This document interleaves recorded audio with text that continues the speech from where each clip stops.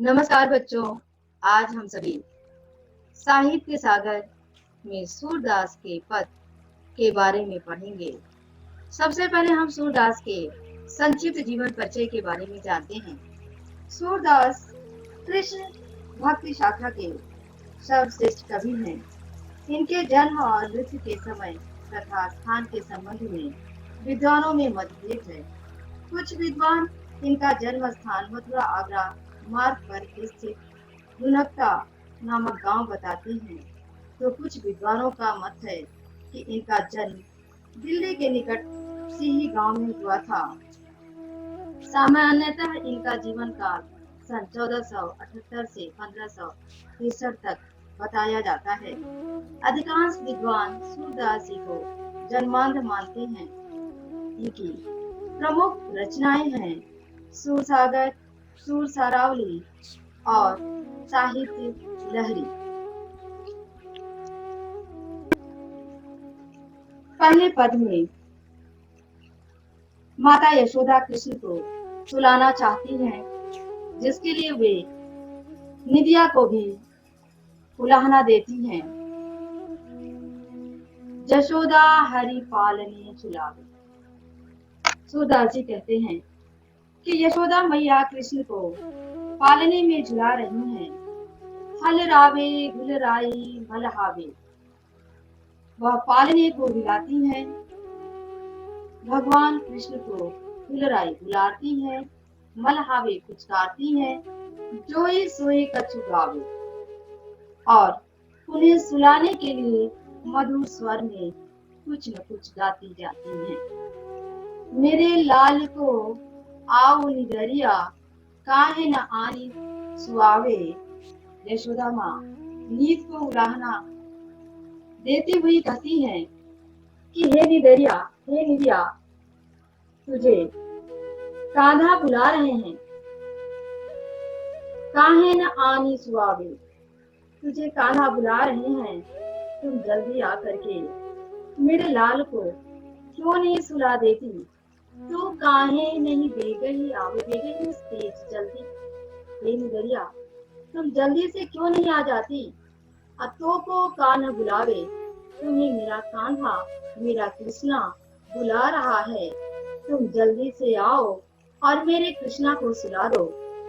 कबहू पलक हरि नींद लेते है, कबहू अधर फरकावे।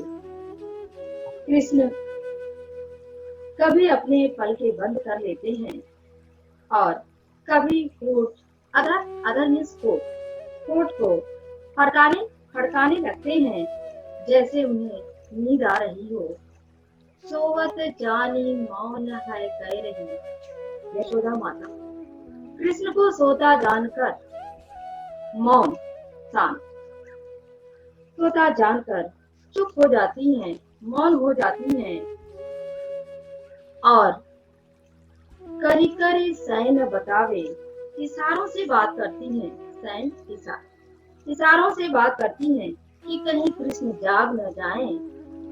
यह अंतर अकुलाई उठे हरि, जसुमती मधुर गावे। जैसे ही माता यशोदा गाना बंद करती हैं, यह अंतर कृष्ण अकुलाने लगते हैं। कृष्ण को अकुलाते देख करके माता यशोदा माता फिर से मधुर स्वर में लोरी गाने लगती हैं। जो सुख सूर अमर मुनि दुर्लभ, सो नंद भामिनी पावे। और जब यशोदा माता लोरी गाने लगती हैं, तो कृष्ण भगवान की अकुलाहट दूर हो जाती है और वह सो जाते हैं। यह सब देख करके सूरदास जी कहते हैं कि जो सुख देवताओं और मुनियों के लिए भी दुर्लभ कठिन है, वह नंद भामिनी पत्नी, नंद की पत्नी यशोदा पा रही हैं। अर्थात यशोदा बड़ी भाग्यशाली हैं, जिन्हें कृष्ण का सानिध्य प्राप्त है।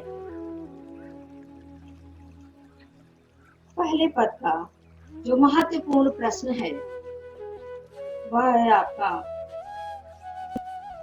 नंद की पत्नी यशोदा देवताओं तथा मुनियों से अधिक भाग्यशाली कैसे हैं।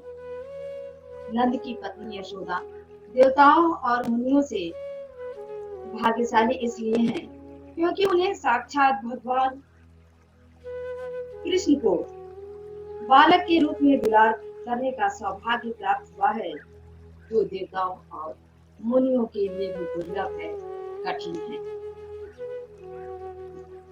दूसरे पद में कवि ने कृष्ण की बाल लीलाओं का बड़ा ही सुंदर वर्णन किया है। खींचत जात माखन खात, अरुण लोचन भाव हटेड़ी, बार बार जमात। इस पद में सूरदास कहते हैं कि माता यशोदा कृष्ण को मक्खन खिला रही हैं, माखन खिला रही हैं। खींचत मचलते हुए, कृष्ण भगवान मचलते हुए माखन को खा रहे हैं। अरुण लोचन भाव हटेड़ी, बार बार जमात। कृष्ण को नींद आने के कारण उनकी आंखें, लोचन आंख, अरुण लाल, उनकी आंखें लाल और भवें टेढ़ी हो रही हैं तथा बार बार जमात, बार बार कृष्ण जम्हाई ले रहे हैं। कबहू रुन झुन चरत घुटुरन धूर धूसर गा। कभी वह घुटनों के बल चलते हैं तो उनके पैरों की पैजनी के घुंघरू झनझन कर बजने लगते हैं। घुटनों के बल चलने के कारण उनके उनका शरीर धूल से सन जाता है। कबहू झुक के अलख खेचत, नैन जल भर लात।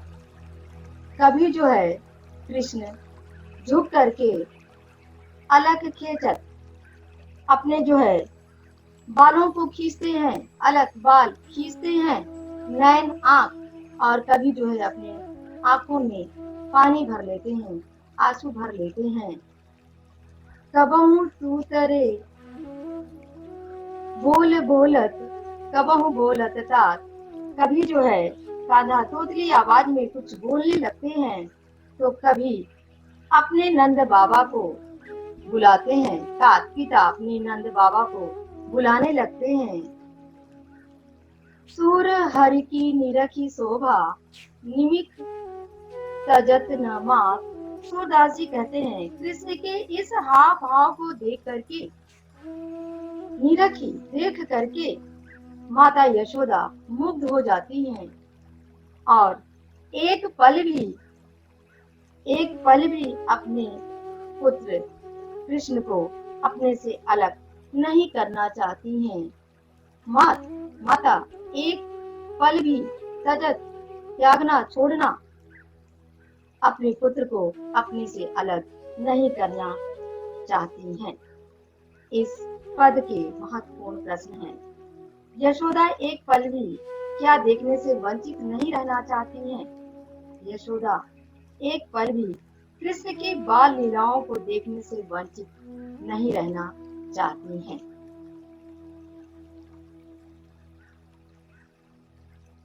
तीसरे पद में कवि ने कृष्ण के बाल सुलभ उत्सुकता का वर्णन करते हुए कहते हैं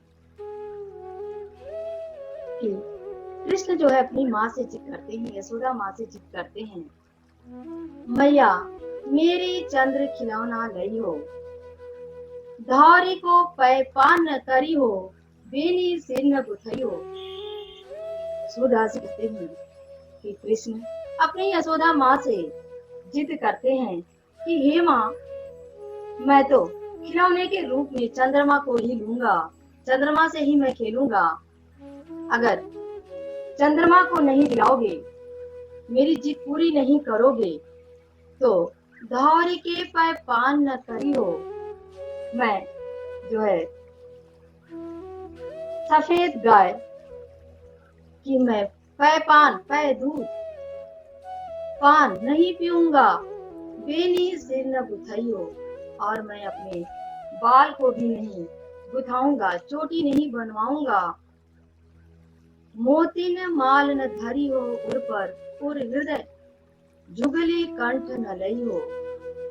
कृष्ण माता से कहते हैं कि माँ, अगर आप मुझे चंद्रमा रूपी खिलौना ला करके नहीं दोगे तो मैं मोती की माला भी नहीं पहनूंगा तथा अपने गले में जुगली झंगोला को भी गले में कंठ में डालने नहीं दूंगा, अर्थात मैं उस झंगेलों को भी नहीं पहनूंगा, उस जुगली को भी मैं नहीं पहनूंगा।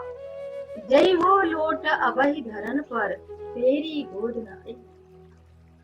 मैं अभी ही धरती पर लेट जाऊंगा और माँ तुम्हारी गोद में मैं नहीं आऊंगा। लाल कहाइबो नंद बाबा को, तेरो सूत न कहाइयो।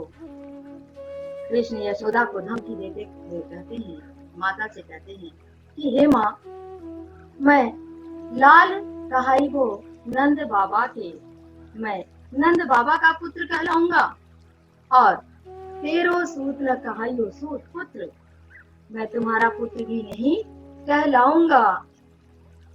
कान लाय कछु कहत यशोदा, दाव बहु नाही सुनइयो। यशोदा माता कृष्ण के कान में जाकर के कुछ कहती हैं और ये कहती हैं कि कहीं यह बात दाऊ न सुन ले, दाऊ बलराम यह बात सुन न ले। यशोदा माँ कृष्ण से कहती हैं, चंदा हूते अति सुंदर तुम नवल दुल्हनिया गए हो। माता यशोदा कृष्ण से कहती हैं कि हे कृष्ण, मैं चंद्रमा से भी सुंदर दुल्हन के साथ तुम्हारा ब्याह करवाऊंगी, तुम्हारे लिए सुंदर दुल्हनिया लाऊंगी जो चंद्रमा से भी सुंदर होगी। कृष्ण माँ की बातों को सुन करके कहते हैं, तेरी सौ मेरी सुन मैया, अब ही ब्याहन जई हो। माता यशोदा की बातें सुनकर कृष्ण कहते हैं कि हे माँ, तुम्हारी सौगंध, मैं अभी ही ब्याहन जाऊंगा, अभी ही मैं ब्याह करके उस सुंदर दुल्हनिया को लेकर आऊंगा। सूरदास सब सखा बराती, नूतन मंगल गई हो। सूरदास जी कहते हैं कि सारे सखा दोस्त सभी सखा दोस्त बराती होंगे और नूतन नए नए मंगल गीत गाएंगे। तो इस पद का महत्वपूर्ण प्रश्न है, कृष्ण की जिद पूरी करने में असमर्थ यशोदा उन्हें बहलाने के लिए क्या कहती हैं? तो इसका उत्तर है, कृष्ण की जिद पूरी करने में असमर्थ माँ उन्हें चंद्रमा से भी सुंदर दूल्हा लाने की बात कहती हैं।